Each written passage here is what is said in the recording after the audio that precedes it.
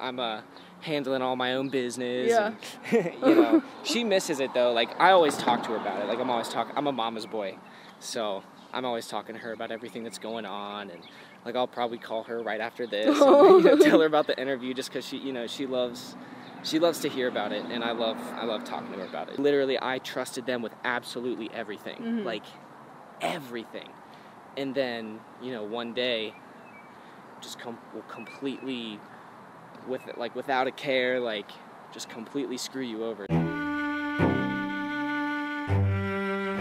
Hi, this is Lauren Engel. Today I'm here with Eben. What's up, everybody? How's it going? You were born in, Brandon, Florida? I was born in Brandon, Florida, but like a month after I was born, I moved to Cincinnati. Yeah. Like my family, my mom and dad scooted on up to the north. For work? No, my mom just hated the weather. Oh. It was too hot. Like she gets sunburnt real easily. Yeah. And so she wanted to get out of like the humidity and heat and everything. So she found the most non-hot place she could think of, and that was Cincinnati. So I was like, all right. What do your parents do? My mom, she's a lawyer, and then my dad, he's an insurance agent. So very exciting stuff. Where do you get your creative side from? I definitely say like, I think both sides I get it from. My mom, there's a car. My mom, she was like a dancer her whole life. You know, like she loved to do that. And then my dad like played drums as well, like professionally. Wow. So like, you know, the arts have always been like just a part of my life in general. So I feel like I get it from both sides. Yeah. And you started like music when you're like 5, 6 already, like really early on. Yeah. My parents put me into my church choir, and that's kind of like when I first found out that I enjoyed singing. Like it was just fun. And You really like being in choir? Oh, I loved it. Yeah? Yeah. Nice. Because I got to see all my friends, you know, it's like, it was both like, oh, I get to go hang out with my friends and then, you know, and sing. Like it was a good time. And then I just, you know, fell in love with it. Yeah. And from there, started doing musical theater. So was it like a religious upbringing then? Yeah. I grew up in church and, you know, went to church every Sunday and stuff like that. So yeah, it was a religious upbringing. Are you still religious? Yeah, I am. I'm still religious. I'm a Christian. How would you describe yourself back then growing up? I'd say that I had a great, you know, I'm definitely very blessed just with the upbringing that I had. You know, I had a great group of friends growing up. You know, my parents are awesome and have always like been supportive of just whatever I've wanted to do. So, you know, I had a great childhood. Like I miss it. I miss it sometimes. Like I literally last night I was thinking like, man, what if Want to be a kid like again? I was literally thinking like, man, I miss 8th grade, like just junior high. Like I don't know. I was just randomly thinking about it, and yeah, I miss being a kid. It's a lot less stress, right? Yeah. Did you like school? I liked gym and recess and lunch. That's about it. I don't know, like I didn't really focus as much as I should have in school. But I made up that time just like, you know, substituting it with music. So like whenever I wasn't doing homework, I was singing or, you know, acting and just like, I don't know, being creative. What were your favorite subjects in school? I loved history, like social studies. Like, I don't know, like something about it. I enjoyed listening to just the past and like just stories and, you know, what happened and how things have like come about and everything. It's just interesting to me. Were you already like putting stuff online like back then, like in high school? I did, yeah. Like when I was like 15 is kind of when I started to throw YouTube videos and, you know, covers up on there, and that's when I kind of started my whole like solo career, you know, journey. What did you like about like theater back then? I loved the being able to go on stage and just the energy that comes with performing with a bunch of your best friends. Like there's there's no other feeling like it. Like I can't think of anything else that, you know, I'd want to be doing like back in high school. Like when I think back, it's like I couldn't see myself doing anything else. Yeah. And then Would you want to still do like acting now, or is that kind of just like something? Oh yeah, no, definitely. Like, I'm always thinking about, like, just whenever I watch TV shows, I'm like, man, I feel like I could do that. Do a better job. Like, I feel like I could do that. Like, I love that. Like, my favorite show's The Office. Oh my gosh. And if they brought it back, I would walk straight into the audition. I'd be like, okay, just please give me a role, because I studied the show forever. Like, yeah, no, I'd love to get back into acting. It's one of my passions for sure. What kind of music were your parents playing when you were growing up? My mom, well, my dad, all he listens to is jazz. Oh. Like, literally jazz. And other than that, you know, like Pink Floyd, bunch of rock and roll. And then my mom, she would always listen to like Barry White, Elton John, Hall & Oates, stuff like that. ABBA, just like a bunch of the 80s, you know, 70s and 80s. And so that's kind of like what I grew up on. Do you remember the first CD you bought? The first CD I bought? I think the first like record that I bought was, there's this Christian rapper, his name's Lecrae. Oh. He's like done a bunch of like really cool stuff, but that was like the first time I went to a CD shop. I was like, I'm gonna buy this. Like, buy Lecrae. Like, Mom, like, we gotta go get this. Like, it's fire. It just dropped. So yeah, that was. I'm pretty sure that's the first record that I bought. Was a Lecrae album. Were your friends around you like trying to be musicians as well, or were you kind of the only one?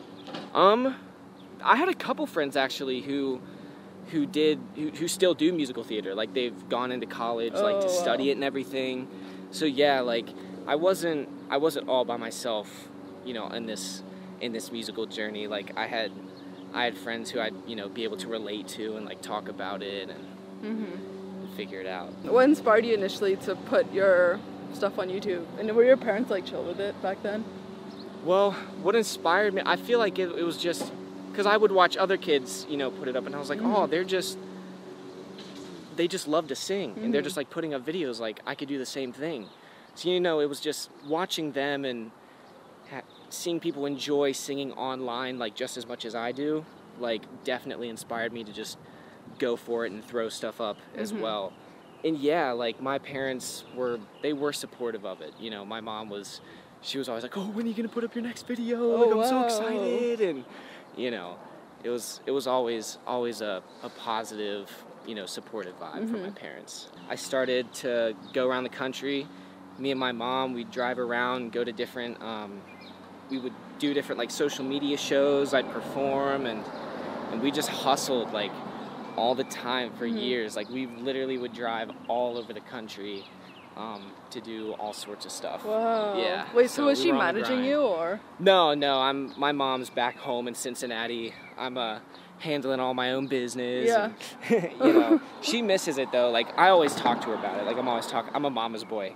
So I'm always talking to her about everything that's going on, and like I'll probably call her right after this and, you know, tell her about the interview, just because she loves to hear about it, and I love talking to her about it. And did you realize like early on that you had to have like a big social media presence? This was like a few years ago, right? It's cool to see how social media has slowly been like integrating itself into literally everything, right? Because like now, like the number one platform for a lot of people is, you know, it's YouTube, of course, and then Instagram. Yeah. Like, you know, Instagram is even above Twitter, I'd say. Yeah. Like, it's so important, and such a huge tool to be able to like get yourself out there and, you know, build a fan base and be able to interact with them like personally and just have that relationship. And how did you meet a lot of the people initially, like producers or? Literally, it was just going to different sessions. I don't even know. It was just meeting. Did you have a team? Like, so you had a management right after American Idol? No, it was just me and my mom. My mom was my manager. Yeah. Yeah. And then you just set up sessions as we went along, like, we would meet someone and then work with them, and they'd introduce us to this person, and then it was just a lot of, you know, hi, how are you? Nice to meet you. Oh, let me introduce you to this person. Let me introduce you to that person. And just, you know, it kind of just kind of built its way up, you know? So this was all like during school? Like you were, like after school you like did all these sessions? Yeah, like a double life, like, Hannah Montana. No, for real. 'Cause after Idol, I didn't drop out of school, but I homeschooled. Oh. So I would just do all my school at home. Wow. Was it something that you convinced your parents that to do it to do music, to be homeschooled? Luckily, I had been homeschooled like even before that happened. So like, I was homeschooled. It was like 3rd and 4th grade, and then homeschooled 6th grade. Then went to junior high. And then homeschooled again, so I had been homeschooled before, so it wasn't a big deal, for my parents to just switch me over. And plus, I did it all online, so my mom didn't really have to worry about it, except just checking my grades to make sure I'm not, to make sure I'm still on track. What was the decision to be homeschooled initially? I think it was like sophomore year, like right in the middle too. It's like we went on winter break, and then I just realized like, okay, I'm going to go both feet in. Like, I'm doing this the right way. I'm going to focus on music. I'm going to be homeschooled. Like, and it was my decision too, No one like forced it on me or anything. I just knew like if I really want to focus on this and pursue music as a career, like I just got to be homeschooled and so that I'm able to focus. It's like that was just my mindset behind it. Starting out like so young, were you ever afraid that people would like be manipulative or? Oh yeah, I mean sketchy? all the time. I mean you hear there's so many horror stories like about the music industry, and it was something that my parents always taught me just to be wary of. Just of everyone, and just be very vigilant, and so like I'm able to. I feel like just growing up, I was able to be able to read people well, and just see if they're genuine, and it's just something, and sometimes you just got to learn it the hard way, like I had, like there were some people in my life that literally I trusted them with absolutely everything, like everything. And then, one day, just completely, without a care, like, just completely screw you over. So it's like, I've definitely learned from experience and just from my parents, like, always trying to embed that in my head to always just, always give people a chance, of course, but, just be cautious. Were there a lot of, like, management and record labels reaching out to you during that point? No, I never really talked to a bunch of labels until I was in my group, and we signed to a UK label, but that was like really the only experience that I've had with like any majors. Yeah. How did you meet the people in that group initially? I met them through a producer who was living in Orlando. So when I was 17, he hit me up. He was like, yo, I saw your videos on YouTube, and I want you to be part of this group. I'm bringing, guys from different countries over. There was one from New Zealand, one from Wales, and then also one from London. And so when he called me, I was like, yeah, for sure. Like that'll be super fun. And then went down to Orlando, met the guys and everything, and then started a group. What was it like being like a solo artist and now like back then and then a group? Like was it a easy transition or? It was because I did musical theater so much. So I was used to being on stage with people, and like I actually missed it. That's why I was so excited to be a part of a group again, just because it's so much easier to like feel each other's energy on stage, and I just feel like it makes a performance even better if there's more people up there. So yeah, the transition was like super easy. It was a no-brainer for me. I was like, yes, like let's go, like to perform on stage with like other people, like I love it. So. And then did you get her like a lot of stuff you lost in her car or something, or got stolen? Yeah. So I ended up moving back home. It was like a year and a half ago or something like that. Man, feels like yesterday, actually. That's crazy. Like, now that I think about it. Went back home to Cincinnati for like 3 months, and then figured my stuff out so that I could come back out to LA, right? So I had like a little Fiat 500, and I drove it from Cincinnati to LA. It was 3 days driving, and me and my dad was with me. And so we stopped in Barstow on like the last night before we came into LA, just because we were really tired and didn't want to like fall asleep driving or anything. And so stay at this hotel, get a call the next morning. Sir, do you own a Fiat 500? I was like, yeah, I do. And he was like, oh, someone broke into it and stole everything. Oh my gosh. I was like, what? Went down. They stole all my clothes. I had no underwear, no socks. They stole my recording gear, like that I got for Christmas. Like, oh my gosh. It was brutal. So like the first day I get back to LA, I literally just had my car and like a couple pairs of jeans and my shoes. Like, that's all they left. Yeah. So I had to go to Walmart, buy some underwear, some freaking socks. Like, it sucked. Yeah. But I definitely learned a valuable lesson not to leave my luggage in a car ever overnight. And then another thing happened to the same car.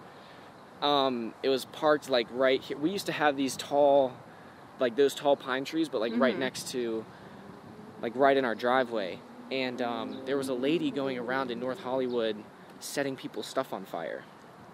Set your car on fire. And she literally set the pine trees on fire, and it was parked right next to it and melted like the whole back of the car. That car is just bad news. Like, it was a bad omen. Like I honestly, it was not a fun day. It was a sad day. Like, we were banging on the front door. It was at like 6 in the morning too. Oh. So it was like, I opened the door. There's helicopters flying around, like fire trucks lined up and down the road, ambulances, like everything. And apparently they had been trying to wake me and my roommates up for like 45 minutes. So like they had put out the fire, you know, did everything, and then woke us up and we just walked out like, what the hell? Like, my car's melted to the ground. Like, damn it! Like, no, this is not what I need right now. But that is I have bad luck with cars. What was the inspiration behind Lambo? The whole idea behind Lambo is like, you know, I'm an artist on the come up, right? And it's, you know, it's a struggle, like every day, you know, just trying to get your name out there, right? And you know, there's a line in the song that says, "They say money can't buy you happiness." So like the whole thing behind that is like, you know, people up on the hill, they say they have problems and their life is so hard, right? But I'd much rather deal with my problems in a Lamborghini like they do. You know what I mean? Like, I'm tired of dealing with all my problems in my shitty apartment. You know, I'd much rather deal with it in like a chateau. Or, you know, cry in a Lambo instead of crying in my burnt Fiat. So yeah, that's the idea behind Lambo. How about Finally? Finally, oh man, that EP was just, it was like a religious experience for me. Like dropping that.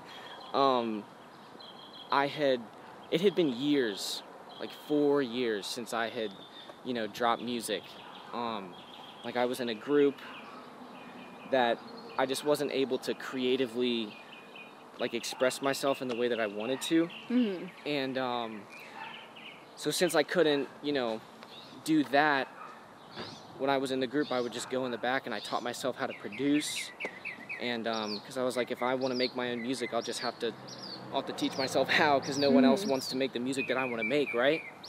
And so Finally that's just a whole, you know, culmination of everything that I had been going through. Just with the Chihuahua's about to kill us. Just a whole culmination of everything that I was going through, just all my emotions at that point, and like, that's where the name came from. Like, when I was ready to drop music, I was like, oh, like, finally I can drop this music. Like, it's been too damn long. So, yeah. How would you say your music has changed since the early songs you made? Wow. Thinking back to the first song that I've made, I would never show anyone, ever. Like, that is locked away in my hard drive in a deep, deep file. I've just, you know, over time, like, I've just been teaching myself more. I've gotten into, you know, working with other producers. So it's just I feel like my skills have definitely grown, you know. It's so much easier to write a song now. Like, it used to take, well, it depends on the song, but it would take me forever. Like it would just drive me crazy, you know, like just trying to find rhymes and stuff. But then when I realized that I didn't need to overthink it and it just needed to flow out, like, you know, it's just the more you do something, the better you get. How would you say you've grown as a person since you were younger? I've always, like, for myself, made it like a big part of just to always be thankful and always be, you know, humble and appreciate every single opportunity that's given to me, because, you know, I've seen both sides, like, you know, the success and then the having to move back home into your parents' house, you know, and it's like things can end like that, you know what I mean? Yeah. So it's just, I always make a point to just appreciate every single moment that I get doing what I love, and just knowing that a lot of other people would want to be in the same position. So I definitely just don't take it for granted. What does success look like to you? Success looks like to me just,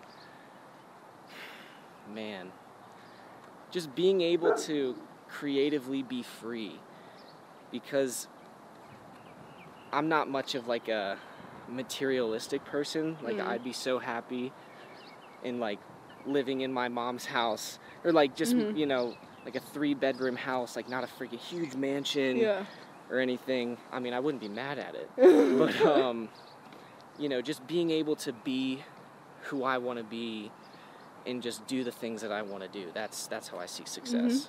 What does love mean to you? Love means everything. Love is everything. If there's no love, what is there? You know? I feel that's what it means to me. Love is everything. Last question. What do you want to be remembered for?